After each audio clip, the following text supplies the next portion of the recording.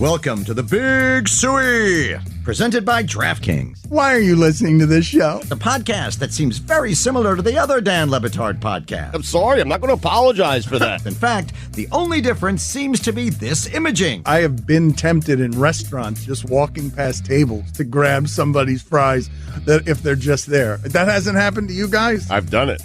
And now, here's the marching man to nowhere, Fat Face, and the habitual liar.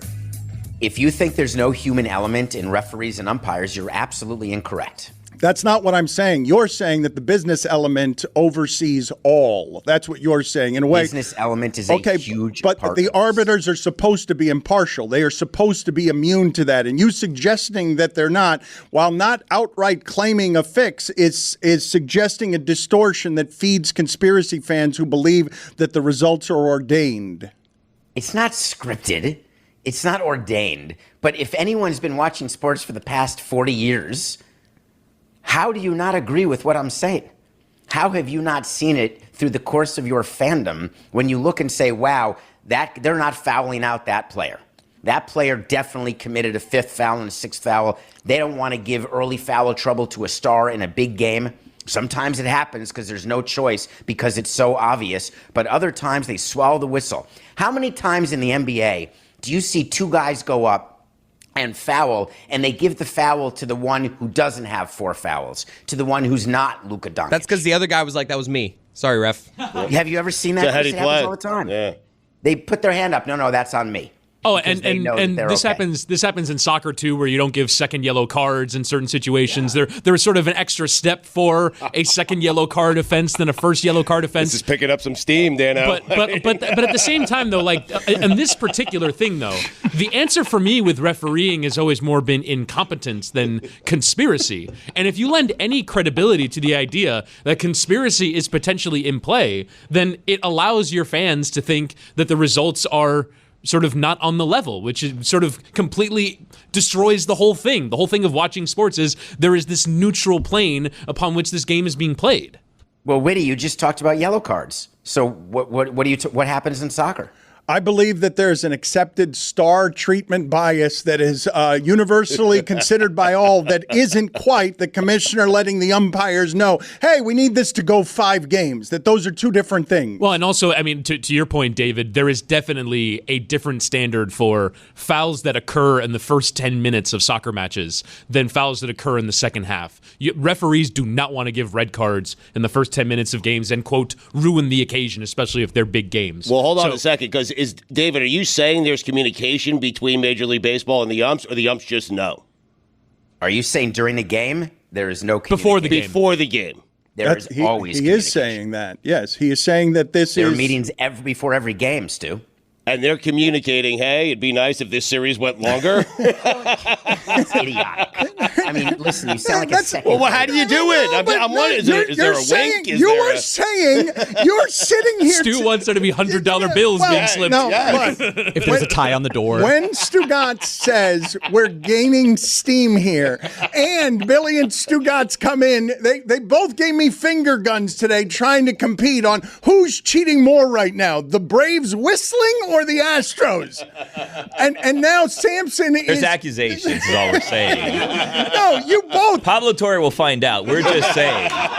You and Stugotz... We plant the seeds. You and Stugotz came in here today, and your baseball analysis was the Astros and the Braves are cheating. That's all you had in the name of analysis. And Samson is here to tell you, hey, it's being whispered about in those closets that the umpires gather in before the game.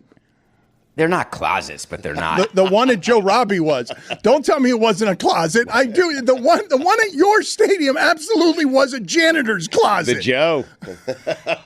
When you build a new stadium, you actually have to build umpires a nicer room, but we gave them the cheapest shower heads and sink things. What are those faucets? So there were different levels at Sink the new things. ballpark when you're allocating faucets and toilets and what kind it is. And we went with the kind of flusher where you can use your foot, the side flusher. David, you're like actively discouraging them to be on your side. Want to buy them? If we're talking about the human element, come on. Get him a Toto. You know what I mean? How much money were you saving as you tried? That's the other thing. I mean, You're saving 10 grand on $1,000 faucets? a toilet. You're buying military toilets for like $40,000. Had a trough. With bidets and seat warmers. You're going to have so many overruns if you ever build something, Dan. You have to save things $1 at a time. They add up. I am building a home. Our toilet paper is pretty flimsy here. Yeah, we don't have that 2-ply. You're right, Chris. David, you're telling me that you actively gave the umpires what you believe to be the worst toiletries available to anyone in professional sports? Oh, I don't care about anyone in professional sports, but the people in the suites get really good toilets with good flushers and nice faucets, and there's a different level of, it's called FF&E, furniture, fixtures, and equipment. And you have a budget for it. You give nice stuff to people who are paying you the most money. And you give the worst stuff in the upper deck and in the umpire's room and in the visiting clubhouse, by the way. That explains why Dinkinger was shitting into a hole then in the ground whenever the Marlins played. Is that the funniest umpire name you can think of? It's the best. David, between LeBron and Shaq wanting the franchise in Las Vegas, what do you imagine when basketball does end up getting to Las Vegas? What is ownership going to look like there? Is LeBron going to have the ability to pull off ownership in Vegas more than Shaq? I think I'm going to get in trouble because I talked about this on today's show, Nothing Personal, that's out now. NBA wants LeBron over Shaq, there's no question. But people thinking that LeBron is going to be able to be like Jordan, he's not. In order for LeBron to be the control person of an expansion team, the NBA is going to have to change its rules. And query, will they? Because they want LeBron in there. But he doesn't have the money to pay the expansion fee and to be the control person and to be the biggest equity holder. And there are rules that the NFL has, the NBA has, that MLB has about what an owner has to put in and what percentage of the team the main owner has to have. That's why you have Magic, who is a great part of an ownership group, but it's a really an outward-facing part. LeBron is the type who wants to be in charge. The MLB had this issue with Jeter. When Jeter wanted to be the control person, MLB said, no, you're not allowed to be. You're not putting in enough money to be the control person, so it had to be Bruce Sherman. But Derek Jeter got to run the team.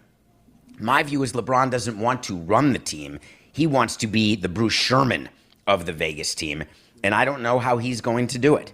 But the NBA will find a way because they'll choose LeBron over Shaq, as they should, but they have to change the rules, and I don't know that he'll get the votes to do that. But David, isn't LeBron's involvement with that to do with his involvement with Fenway Sports Group, who are apparently the actual financiers of that whole thing? And it's Redbird not Capital. Of course, that's where he's going to get his money, the same way Jeter got his money with Sherman. So I understand where LeBron can come up with the money to do it, but I'm talking about him being the name.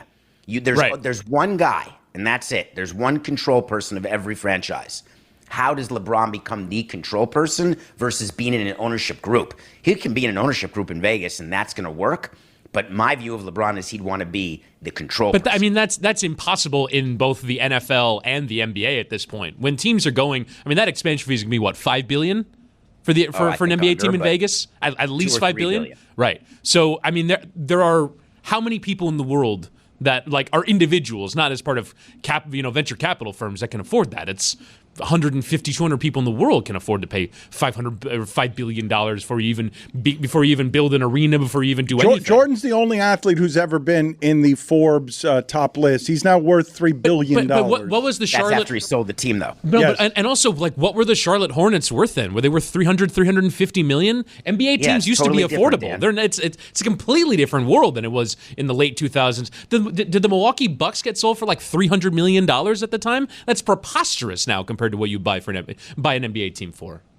It's the same thing like what your MLS did with Beckham, giving him an option when he signed with LA for $25 million to get an expansion team, and the owners were okay because they wanted Beckham to have it. The owners are not going to give LeBron an option for an expansion team at a reduced fee because they need the expansion fee money to pay down their debt. So LeBron is not going to get what Beckham got. And frankly, I don't know that anyone will ever get Messi what didn't Beckham get got that again. Messi, like the reports are that Messi sort of got offered a piece, but that will never ever happen again. Especially, I mean, that purchase option you said was $25 million. I think the most recent expansion team into MLS, San Diego, is at $500 million. David, wouldn't most groups want LeBron to be their control guy? It doesn't matter what they want. It matters what the NBA rules are. Right. And the rules are that if you're going to be the control guy of a partnership and on the board of governors with the NBA, that you have to own a certain amount. Which groups, though, Stugotz? A billionaire doesn't want to give LeBron more control than the billionaire has. Like, you think somebody wants to give LeBron the control? If it increases the value of your franchise, if it makes better players want to come there to play for you, I would think that some people would be okay with LeBron being the control guy. Yeah, Sherman did it. But Jeter wasn't really the control guy. Not well, and he wasn't the control guy. He just sort of looked like the control guy. I would assume that anybody buying in for that amount of money would want everyone to be their employee, period. You also, by the way, saw with Michael Jordan what happens when you are the control guy. And you've kind of seen it to a lesser extent with LeBron when he's been gotten free reign on the teams. Like, he could be the greatest basketball player ever and not know how to successfully run a basketball franchise. Billy, we are completely aligned. When I said that Derek's good at being at shortstop, it doesn't mean you can be a CEO. It's two very different skills. And Jordan found that out.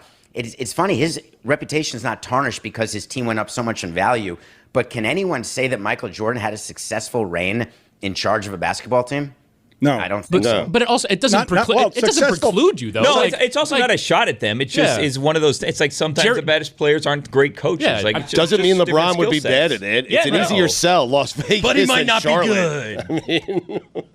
But he might be good. But he might not be. Oh!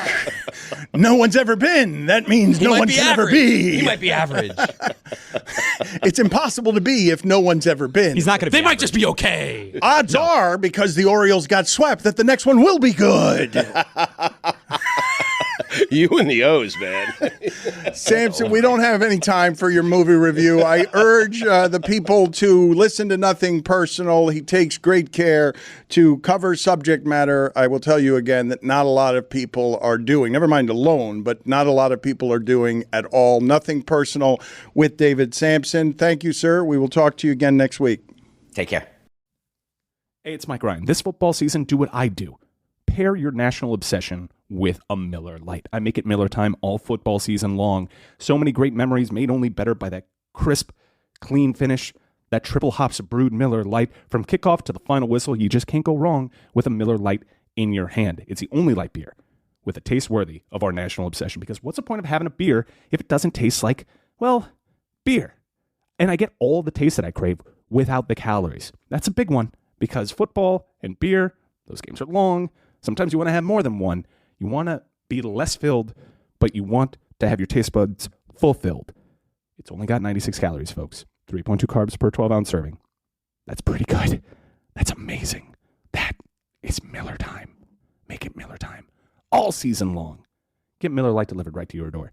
Visit MillerLite.com/Dan, where you can find it pretty much anywhere that sells beer. Celebrate responsibly. Miller Brewing Company, Milwaukee, Wisconsin, 96 calories and 3.2 carbs per 12 ounces. This episode of the Dan Le Batard Show with Stugotz is brought to you by KFC's new hot and spicy wings. Get fired up this fantasy season with 8 pieces of spicy marinated hand-breaded wings for just $4.99. Are you kidding me? They're a can't-miss call for whatever the fantasy gods throw your way. In the midst of a managerial hot streak, keep it rolling with KFC's new hot and spicy wings. Did you just assemble the worst lineup in fantasy history? Who cares? You can get 8 KFC new hot and spicy wings for $4.99 right now. Marinated in spice, hand-breaded to perfection. KFC's new hot and spicy wings are here. 8 pieces for just $4.99. It's finger-licking good. Dan Le Batard. Let's go to 80. Bo. His name is Bo. Wow. I think Billy typed an 8 instead of a B. Fine. It's a clear as day, Bo. All right, $2. Stugotz. Number 80. Go ahead. It's Chris Corner on the line. CC, go ahead. This is the Dan Le Batard Show with the Stugotz. There is, in general, always a lot going on around here. So just in the last couple of minutes, when there was, for a moment, blissful silence around here, what I overheard, it didn't last very long. I've got Stugotz on one front asking me, hey, Dan, I haven't made our annual call to Bob Costas yet. We have one call a year that he allows us to come on the show. Should I call him because he saved a person's life? With the Heimlich maneuver. Yes. And my answer was yes. We should make the call to Really? Bob Costas. Yes. Okay. But as this was happening, Billy is wandering past me and whispers at me, "You're the baseball kiss of death." Every team that you like immediately fails in a spectacular fashion. The Rays, the Orioles, the Marlins. Who are you into now? And wait, hold on a second. What do you have against the Rangers? I will get there in a second. The Rangers just weren't that good the second half of the season. They were very good mashing the ball the first half of the season, and then I thought they were falling apart. They were falling apart the second half of the season. I mean, how about some credit for a team that lost Jacob deGrom? They lost Max Scherzer. I mean, that's what former Mets do to you. I mean, It's amazing. All the Rangers did was spend and spend and spend Yes. and spend and spend and trade and trade and trade and trade and trade. Boom. And the worse it looked, the further deep they sunk into it. And somehow that's led them to being in the LCS. And Garcia is one of the coolest players I've ever seen. Oh, my God, he's incredible. Every time he hits a home run, really just an enormous amount of swagger. I bet baseball a lot this season, but I didn't watch it a lot. So I was a big Rangers over guy, but I learned a lot. I was like, they have a Aroldis Chapman. That's fun. I was like, this Garcia guy, who's he? He's good. He's fun to watch. You bet a sport you don't watch on? That's madness. What All are the you doing? time. Rangers over, baby. Money in the bank. You just like look at the box score and see that they score a lot of runs? The Orioles totals were good all season too until they got to Evaldi all of a sudden. They're gambling again. Their team totals, them 4.5, over 4.5. They mash. But as all of this is happening, also Jeremy is apologizing to me because during the segment on Israel, he was supposed to be wearing a bear costume. He informed me that he was supposed to be today wearing a bear costume as part of. I gave him a pass. As part of his punishment. You're not in charge of the grid of death anymore. Yeah, I am. Well, wait, you are? No, you're not. I've Get been out the of one here. writing in all of everybody's punishments. Yeah, in our no, little but I'm the Google sheet. enforcer. You're yeah. the secretary. I'm in charge. Correct. Yeah. Retroactively, Jeremy, go sit in the penalty box. Perfect. Wow. Well, I gave him a pass. I thought he was doesn't great need to that go. segment. Yeah, why Okay, does he you're need to not go? in charge. Well, who's in anymore. charge then? In general of everything happening here, that would be me. Well, He's going to the. I know there's some. Checks out. I know there's His name often is behind him. confusion about that around here. when you got to look in the mirror, then when people aren't completing punishments, it sounds like. As all of that was happening, Stugotz was daring Billy to name a single UTEP player. The minors. I mean, And what I told him was, I got 9.5 hours to get this, Stugotz. I'm good as long as you don't book the head coach of the Merchant Marine for us later today, which is how these things end up going on lighter days. Did he try to get the FIU coach? 6:30.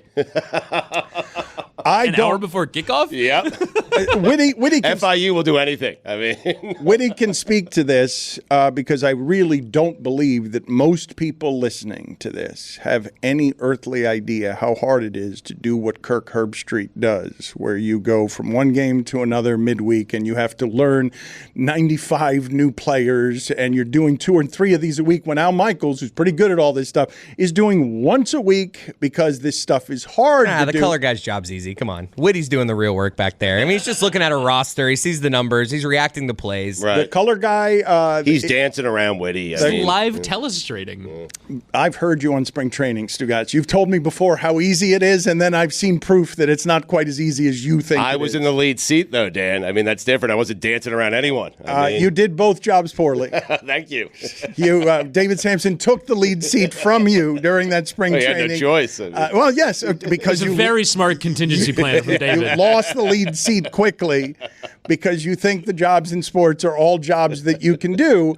And Billy's going tonight. Where can they hear you do FIU football, Billy? Because you haven't told anybody. You seem, even though you're nervous about everything and fear just about everything, you seem calm and weirdly relaxed about the fact that you don't know very much about what you're headed into in terms of UTEP football. I will be prepared for UTEP football. You can listen on 1140 WQBA tonight. It will be in English, but it'll be on a Spanish station. And we're working out a situation where we can be streamed at the same time. You know what I mean? Maybe on the social medias. And if you want to do this, friends, if you want to watch the game, it will be on ESPN2, and then you could put that on mute, and then you can tune in and you can listen to the call of the game. So you can kind of, if my words are not painting an accurate picture of what's going on because I get distracted by, Rory the Panther or something in the end zone, then you can see what's happening in the actual game. Witty, as someone who has climbed in the industry to do some of the I don't like where this is going. biggest events in sports for Apple Television, where would you put on the show business broadcasting ladder doing a game in English on Spanish language? I don't like that. I don't like what's going on here. What is this supposed to mean? As a veteran of having done that, it definitely feels like you're yelling into a well. No, our fans, listen.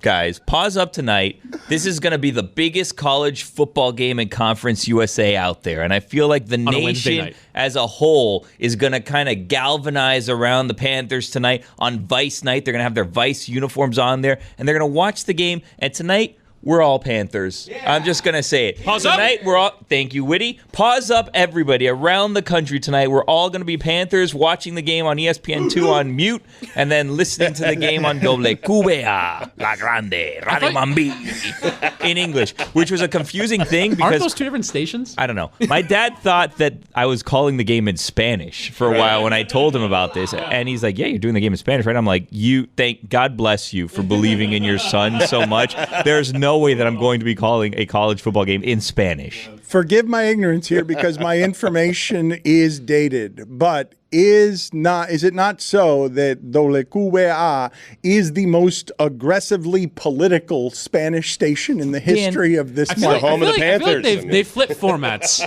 I think they're just a general news station. What now. are you trying to accomplish? I am saying are we trying to draw people to this or away from this? This is the station that airs the games. That's where it's going to be on. What do you want me to do? This is what I need to explain to America that might not be familiar with this. Before Rush Limbaugh, okay, what polluted our market was aggressive Spanish language radio that was, as far as I could tell, totally ungoverned by people who were speaking English. And what I would listen to on WQBA with transmissions that I knew were coming in from Cuba in the background, hearing beneath what it is that they were doing, was a form of radio that at the time, as I was growing up, was clearly unregulated. Clearly had no rules. It was one of the most influential radio stations of its time, but I mean, the audience for it literally, it aged out of being a relevant demo. It's now a Spanish sports talk station. No, it's now the home of the Panthers, and that's what we're going to be talking tonight. But pause up, everybody. Witty is right. They flipped the format, Dan. It's all sports all the time. Radio. Okay, I don't know how Radio long... Mambi's another one, too. I got that wrong, but Lewis said it in my head today as I was talking, and I should know better than just go with Why what are he you says. Why is Lewis... He tried to get me to say it as well. People are getting I comfortable don't know and why talking Lewis... into my head. Why does Lewis have access to anybody? My head? I don't know. To anybody. I don't know. It is not good judgment that is polluting. It is a virus that needs to be stamped out, him talking in everybody's ears. It is not helpful to anybody as far as I can tell. Dan, are you going to go to the game tonight? No, Billy. Why? It's at the Cage. It's a big one. Quick drive. I want to get back for a second to something that I believe is very different about Miami. Amin recently, when we got into census talk, seemed to object, as many people do, to me saying that Miami is, I believe, unique in a number of respects in America. And I was talking about how foreign Dade County is. And I heard a stat the other day that I didn't even know in terms of how foreign Dade County is, that 75% of Dade County homes, the language being spoken at home, is not English. I don't believe that's true of many counties of that size anywhere in America. There are places like Washington Heights and places in Los Angeles and San Antonio that may have some of that, but Miami is hugely different in that respect, where in my age, WQBA was by far the largest of stations down here. They would crush all the English-speaking language stations because of us being a city that is sort of between Latin America and traditional United States, it floating around in the Caribbean, kind of separate from everything in the United States. The thing that Billy is doing tonight on WQBA, which I am stunned to learn now, is a total sports station. And oddly enough, the station this show used to be on is now the WQBA of the market, which is $7.90 the ticket, is now the Spanish talk or political talk format station in the market. Full circle. How confused is your father, Billy, by everything happening tonight that you are brought? How confused was he by you telling him, I am coming on here and doing it in English, and he thought you were doing it in Spanish, which, by the way, I would go to see. I would go to see you attempt to do that in Spanish. Or just listen. Well, that sounds like you're going because you think I'm going to fail. It sounds like it's not from a place of support. Billy, I would be going to do to you what you have done to me the entire time you have sat in that seat since I've known you. I've only been here like 6 months. I feel like, Dan, I announced the other day, I said, I'm here to uplift people. And everyone laughed at me. That's what you do. Yeah. You are looking forward to this evening. You are no longer nervous about these things. You are celebrating that you are able to be an alum and call a game, and you're going to be uniquely yourself. You're going to bring chaos to the proceedings, correct? I was invited. This is going to be the second time that I've done this. The last time was in 2019, so it's been a while. And I do have a second game booked 2 weeks from now. Wow. So I'm kind of trying to figure out the best strategy here because I don't want to get my second game canceled, but I want to have fun. So I have to toe the line here, Dan. You know what I mean? I have to give them what they want, but also not go too far so I'm not welcome. You want to again. be invited back. Exactly right. Greg Cody references. That's what you should do. Mm-hmm. That'll keep you coming back. That kind of thing. Zagaki. Be just okay tonight. All right. No, I want to be good. I want to get. I also think I kind of know what they want from me, and I don't think that it's like serious analysis, which puts me in a situation where it's like, am I a clown to you? And you know it. Will you throw in a phrase for the audience? Is there a chance that you throw in a Greg Cody phrase as one of your signature calls? Sure. You never know. Hey guys, it's Tony. US Cellular is introducing US Mode. It's like airplane mode, but for people. You got that? Cool. It's a way to set up your phone so it doesn't get in the way of people really being with each other. Block distractions and make way for a real connection. Give it a try. Visit US Cellular in store or online, and they'll help set up your phone to US Mode for free. Really, for free. Even if you're not a customer, they'll still do it. That's how good US Cellular is. Built for superior 5G connection and real human connection. US Cellular. Built for us. Find out more at uscellular.com/findus. Don Le Batard. Listen, it could be Julius Randle's building. How about that? The Mecca. Or it's Julius. The Mecca. Stugotz. Steve Martin was a prop comic. You said that? I said it 2 seconds earlier than you. This is the Don Le Batard Show with the Stugotz. Stugotz, it has been fascinating, legitimately fascinating, as I talk a lot around here about how the sports media elder statesmen, how it is that they are going to age. Stephen A. Smith is now on a show where you see on the bottom line all the time the number one sports debate show on television.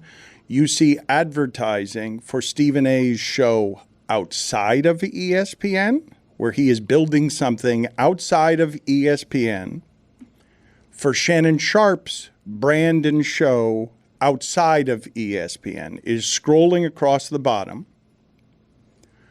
And I don't know if people have noticed or even care, but I will tell you that I've noticed, because it's not something that can be ignored.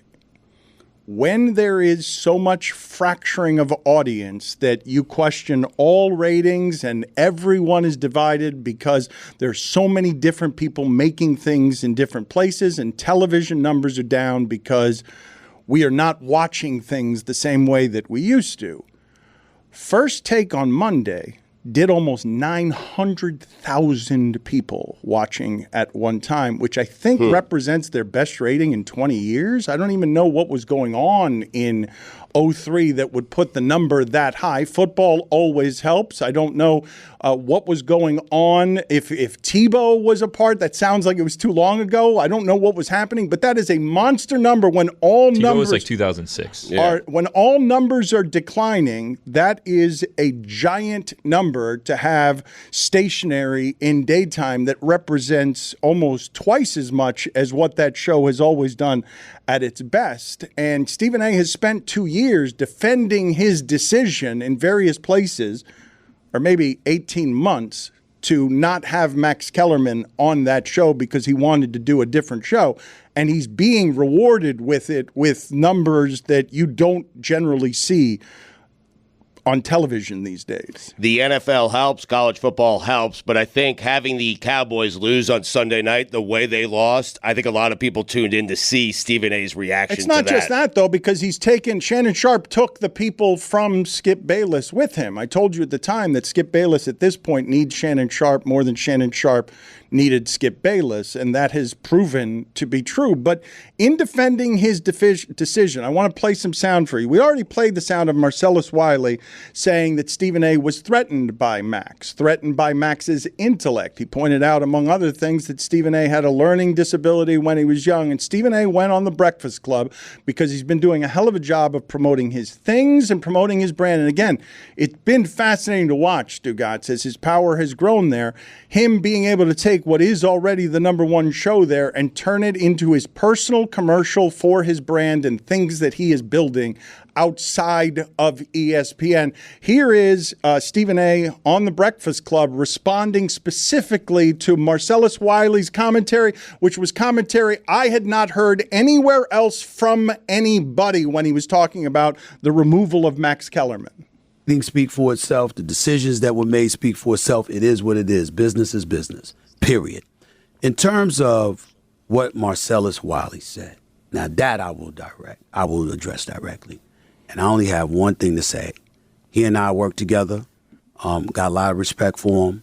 I know the man he was talking about as his best friend. I get all of that. No problem. Here's my only issue.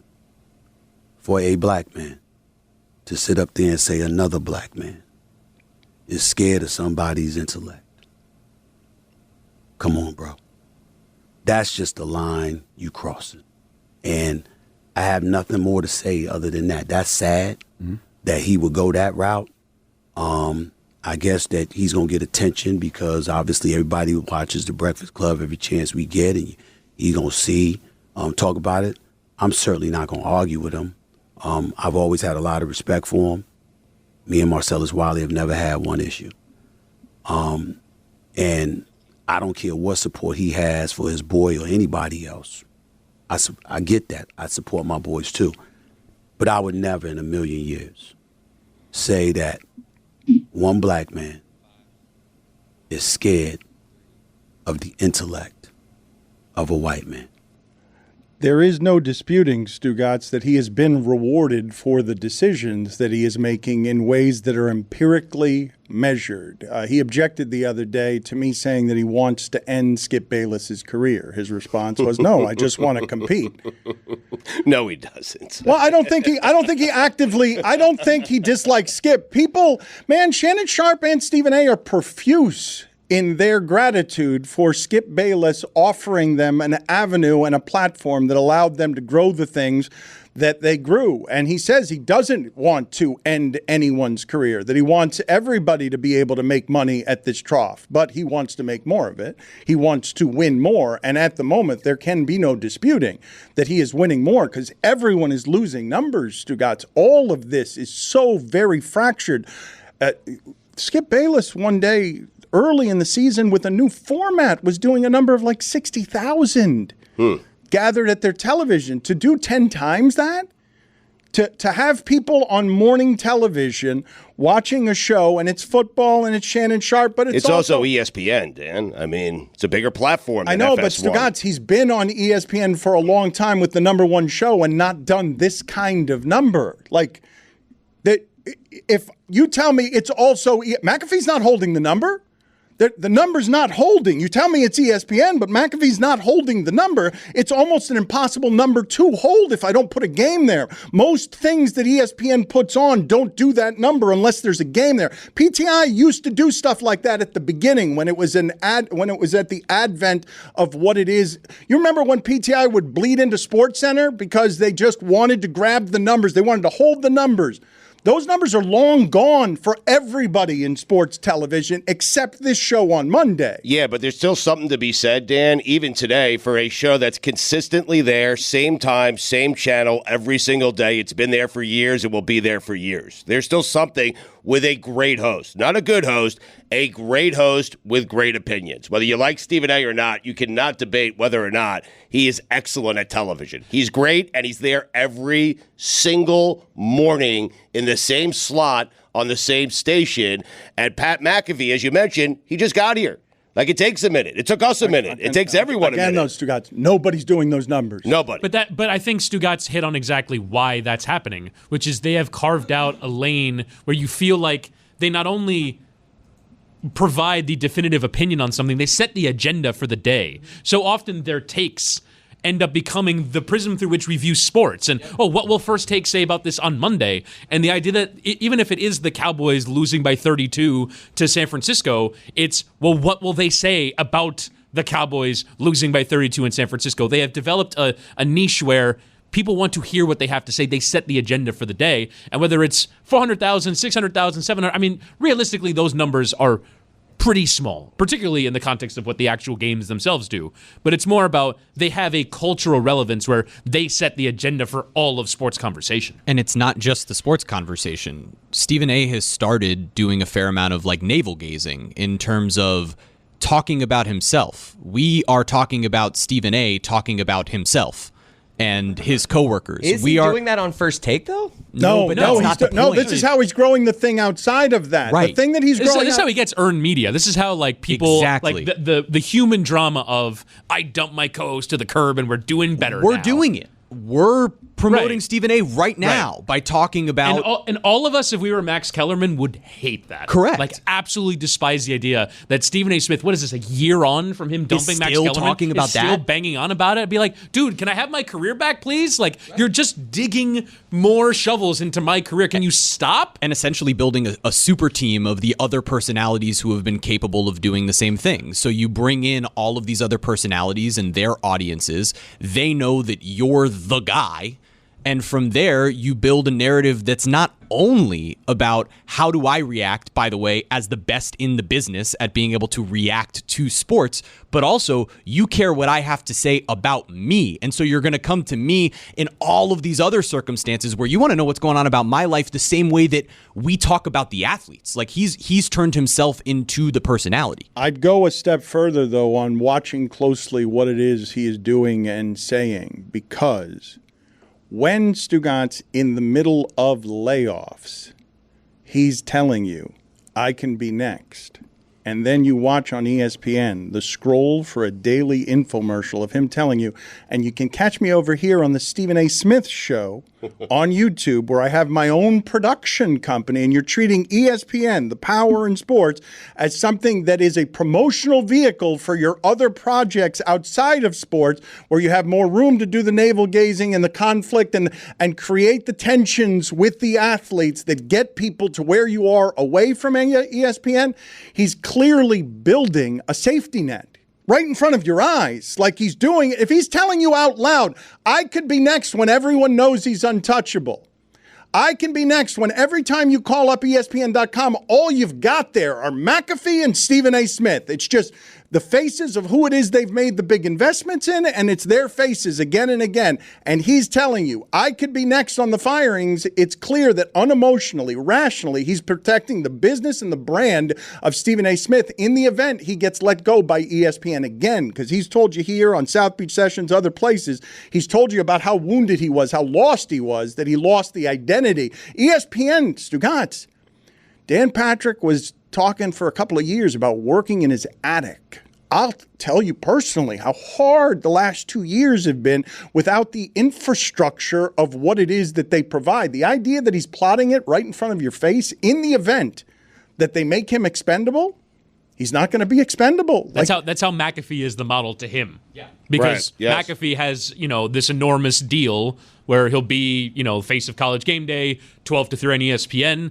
But if that ever fell apart, he just goes back to his YouTube platform, which is an enormous thing in other people's algorithms. Stephen A. basically looked at that and goes, "Oh, I need to build one of those. I need to have one of my own ecosystems that survives on its own." I think that's how McAfee is probably inspirational to other people. I heard back from Costas. He said no. He said he's busy with baseball. He told me to say hello to you. He said perhaps next week when his portion of the baseball playoffs is over, hopefully between now and then he'll save another life. Okay. I mean, we wanted to capitalize. He's just going to go to restaurants and hope that people choke? Just go watch Kershaw pitch. The Orioles already did.